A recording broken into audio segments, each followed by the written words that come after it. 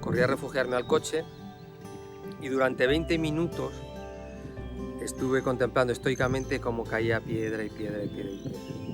Y uno es humano, y la reacción que uno tiene en ese momento es que se le cae el alma a los pies y empieza a pensar que qué sentido tiene hacer, ¿no?, lo que uno hace. Sobre todo cuando tiene una naturaleza que es capaz de hacer lo mejor, pero cuando saca su fuerza destructiva, y este año la está sacando, es capaz de hacer lo peor.